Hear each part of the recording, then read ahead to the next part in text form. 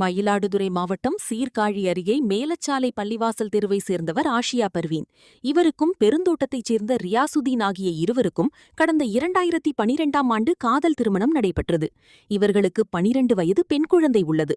தற்போது ரியாசுதீன் வெளிநாட்டில் வேலை பார்த்து வருகிறார். இந்நிலையில் ஆஷியா பர்வீன் பெருந்தோட்டத்தில் உள்ள தனது கணவர் இல்லத்தில் தனது மகளுடன் வசித்து வந்தார். இவரது மாமனார் குத்புதீன் என்பவர் மருமகள் ஆஷியா பர்வீனுக்கு பாலியல் ரீதியான தொந்தரவுகள் அளித்துள்ளதாக ஆஷியா பர்வீன் குற்றம் சாட்டுகிறார்.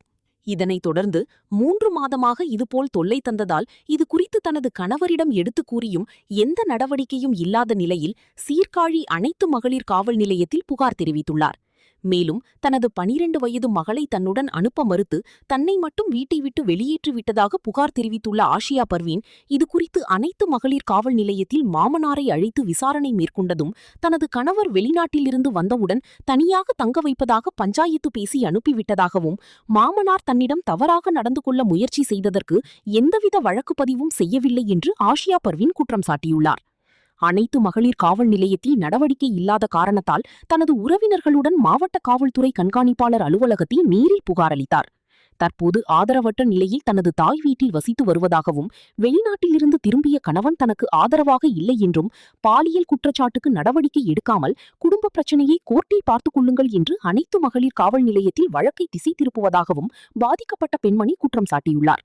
இச்சம்பவம் பெரும் பரபரப்பை ஏற்படுத்தியுள்ளது. கம்ப்ளைண்ட் அவங்க பேர் வந்து ஆசியா பர்வீன், என்னோட சிஸ்டரு. அவங்க மாமனார் வந்து தவறாக நடந்து கொண்டாருன்னு சொல்லிட்டு ஒரு 3 மாதத்துக்கு முன்னாடி மனு கொடுத்துடணும். இன்ஸ்பெக்டர் உமன் இதில் வந்து ஹெல்ப்லைனில் வந்து கொடுத்துருந்தோம். அது வந்து அவங்க பேர் வந்து உமா, பேர் அவங்க பேபி உமா இன்ஸ்பெக்டர். அவங்கள்ட்ட கொடுத்துருந்தோம். சரின்னு சொல்லிட்டு அவங்க எடுக்கிறேன்னு சொல்லிட்டு நடவடிக்கை எடுக்கிறேன்னு சொல்லிட்டு சொல்லியிருந்தாங்க. இது வரைக்கும் நடவடிக்கை எடுக்கலை. அதுக்கப்புறம் 18ஆம் தேதி வந்து எஸ்பி ஆஃபீஸில் வந்து கொடுத்துருந்தோம். எஸ்பி ஆஃபீஸில் கொடுத்துட்டு திருப்பி நடவடிக்கை எடுக்கலன்னு சொல்லிட்டு கேட்டது, எங்கள்கிட்ட பேப்பர் வரல, எங்கள்கிட்ட பேப்பர் வரட்டும் எடுக்கிறேன் அப்படின்னு சொன்னாங்க. இதுக்கு இடையில என்னன்னா இவங்க குழந்தையும் பிடிச்சி வச்சுக்கிட்டாங்க. வயசுக்கு வந்த குழந்தை 18 வயசு ஆகுது. அந்த குழந்தையும் பிடிச்சி வச்சுட்டு தரமாட்டேன்னு சொல்லிட்டு சொல்லியிருந்தாங்க. என் பையன் வந்த பிறகு தான் தருவேன் அப்படின்னாங்க. அப்போது அவங்க இன்ஸ்பெக்டர் மேடம் என்ன சொன்னாங்க, அந்த அந்த கேஸை வந்து அப்படியே திசை திருப்பிட்டாங்க. என்னன்னா குடும்ப வழக்குன்னு சொல்லிட்டு திசை திருப்பி உங்கள் குடும்பம் வீட்டுக்கார் வந்து வாழ்கிறேன்னு சொல்லிட்டாருமா, நீ உங்கள் வீட்டுக்கார கூட சேர்ந்து வாழணுமான்னு சொல்லிட்டு அப்படியே திசை திருப்பிட்டு அனுப்பிச்சிட்டாங்க. என்னன்னா ஓகே சார்ன்னு சொல்லிட்டு விட்டாச்சு. ஒரு 10 நாள் கழிச்சு நாங்கள் கேட்குறோம், இதேமாதிரி வந்து வாழ்கிறேன்னு சொன்னார், வந்து கூப்பிட்டே போகல, வாழவே இல்லை சொன்னால், நீ எதாக இருந்தாலும் கோர்ட்டில் போய் பார்த்துக்கோங்க, அவன் வாழ மாட்டான்னு சொல்லிட்டாமா, நீங்கள் கோர்ட்டில் போய் எதாக இருந்தாலும் பார்த்துக்கோங்க அப்படின்னாங்க. சரி ஓகேன்னு சொல்லிட்டு, சரி ஓகே சார், நாங்கள் ஃபஸ்ட்டு கொடுத்த கேஸே நாங்கள் இதுதான் கொடுத்தோம், அதுக்கு நீங்கள் எஃப்ஐஆர் போடுங்க, அதுக்கு என்ன ஆக்ஷன் எடுத்துங்க அது எங்களுக்கு தெரியணும் அப்படின்னு சொல்லிட்டு சொன்னதுக்கு கடந்த இந்த ஒரு 18ஆம் தேதியிலேருந்து இது வரைக்கும் ரொம்ப நிறையா நடந்தாச்சு. ஃபோன் பண்ணியும் கேட்டாச்சு, எந்த ரெஸ்பான்சிபிளும் தரல. 2 நாளாக நைட்டு 12 மணி வரைக்கும் அங்கேயே உட்காந்துருந்தாங்க. நேற்று நைட்டு எங்களுக்கு வந்து எஃப்ஐஆர் போட்டு ஒரு காப்பி கொடுத்தாங்க. எஃப்ஐஆர் போட்டு கொடுக்கல, அந்த எஃப்ஐஆருக்கு முன்னாடி நம்பர் கொடுத்துருந்தாங்க. அந்த நம்பரை பார்த்தீங்கன்னா நாங்கள் கொடுத்த கம்ப்ளைண்ட்டுக்கும் அதுக்கும் சம்மந்தமே இல்லாத மாதிரி நான் பெயிலபிள்னு அந்த நம்பர் போட்டு கொடுத்துருக்காங்க. அந்த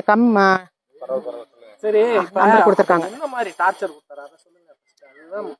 அவர் ரூமில் தூங்கிட்டு இருக்கும்போது கதவை திறந்து வச்சுட்டு தூங்கு, இவர் தனியாக பொண்ணும் இவங்களும் படுத்துட்டு இருக்கும்போது